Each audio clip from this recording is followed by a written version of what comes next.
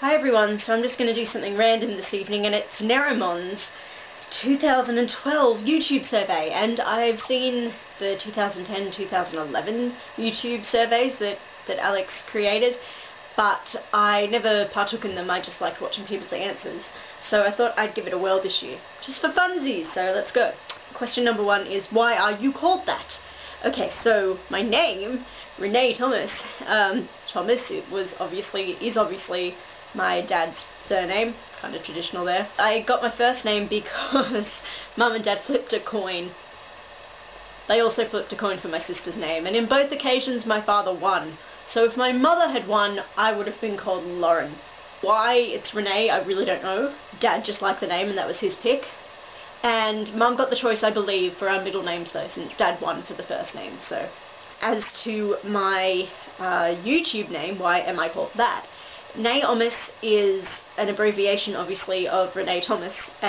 Obvious probably only to me. I grew up with a friend whose name I always would shorten. I would shorten her first name and last name as a kind of nickname, mishmash thing. And so she'd do the same to me, and it was Naomis. So, and it's Naomis too, because I used to have another channel, and obviously that was just Naomis, so this is the, the next generation. Question number 2. Tell us about your favourite school teacher. Okay, my favourite school teacher in primary school was probably my kindergarten teacher. She was very lovely, and I always thought she was Mary Poppins, and she used to perpetuate that idea among us, and really beautiful and really nice to everyone, and very encouraging of all of us, and, kind of quintessential ideal kindergarten teacher, I suppose. She used to often wear, nice, drapey, skirts and such, and she'd often, if she was on playground duty, she'd have a parasol with her, so it was very Mary Poppinsy, and she used to spin for us if we requested. She'd spin while holding the umbrella, and I thought she'd fly away. I did like my Year 6 teacher though, because she was quite a feminist, and so she was the one who really started instilling, I guess, some of the feminist tendencies in me. She used to always fight, especially for the girls, to get to play sport and get to form their own sports teams to go on to competitions and stuff at the school. And in terms of high school, I had two teachers I was very close to. One only ever taught me occasionally, sometimes for religious studies, which we had to do because I went to a Catholic high school, and some English, I think, at some point. She was an English teacher, but she was also our head coordinator for my year, and for our senior years, in particular year 11 and 12, where you kind of get a closer bond, I suppose, with teachers and that in your final years, because you're working up to your big exams and, doing lots of career discussions and all that kind of thing. And I became very close to her during that time, and she was really lovely and supportive, and it helped me through some really, really rough stuff that was going on in those years. And then the other person I was very, very close to was my drama teacher, which is, 100% obvious. He was awesome. He was fantastic. He was a big Whovian. He was a friend more than anything else. He was just a friend to a lot of us, and I was really close to him, and he was my mate.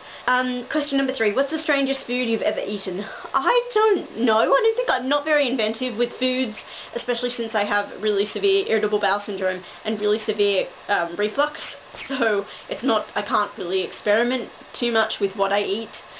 When I was little though, I liked to invent my own things because I had odd taste, which probably, if you think about it, might have had a hand in why I ended up having irritable bowel syndrome. But I was a big fan of milk and dairy products, which of course I can't have now. And I used to make thickened cream sandwiches with just cream. Just thickened cream, nothing else, no butter, no nothing. I also used to, everyone thinks this is strange, and I don't think it's fair, because it makes sense to me. I used to have Coke with milk together. I'd pour some milk, pour some Coke, stir it around and drink it. And everyone was like, ew, that's gross, but in my estimation it's sort of similar to a spider. You'll have ice cream with any kind of soda. And I used to, when I was little, I'd have ice cream with Coke, so it's kind of the same, milk with Coke. Isn't that weird? Question number 4. Tell us about your first gig. Okay, so I took this to have several meanings, so I'm going to mix and match it up, Alex. I hope that's okay. The first concert I ever saw was Girlfriend in the early 90s. It would have been 1991, I think. And I was 5. And they were really hip and happening then. They were essentially the Australian Spice Girls. There were 5 of them, and they were a pop group, and they wore really cool outfits for the time and had really nifty songs. They were running really late, so we were waiting around forever, and they lip-synced, and there was no band, so they sang to recorded track. I'm going to extend this also to the first theatre performance I saw, was Hunter Opera did a production of Carousel, which is my favourite Rodgers and Hammerstein musical, and our friend was in it. She was in Hunter Opera, and she played the role of Nettie, and I went and saw that, and it was amazing, not just because it was my favourite musical, but it was a really good production, and it was beautifully done, and I just thought it was so, I was in awe that entire time. If I'm going to also, what was my first gig that I performed in, would have been The Little Mermaid. The script was based on the Disney film, but it was kind of extended a little bit, and then the songs were inserted in there. It was really odd. I was 7. I just played a maid and the occasional sea creature.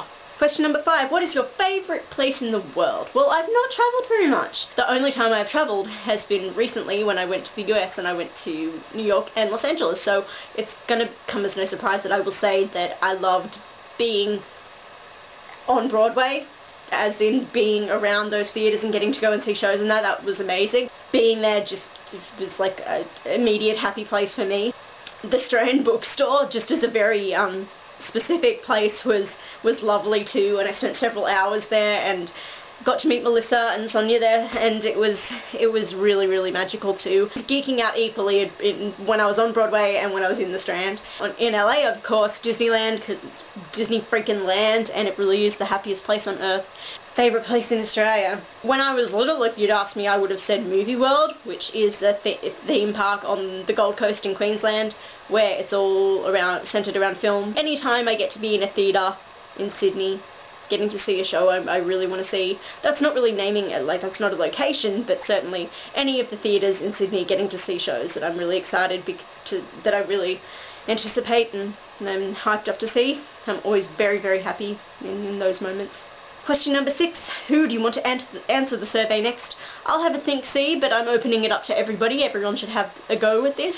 Send the link over to Alex Day at Nerimon and participate. I'll have a think and directly tag some people. And yeah, that's all for now.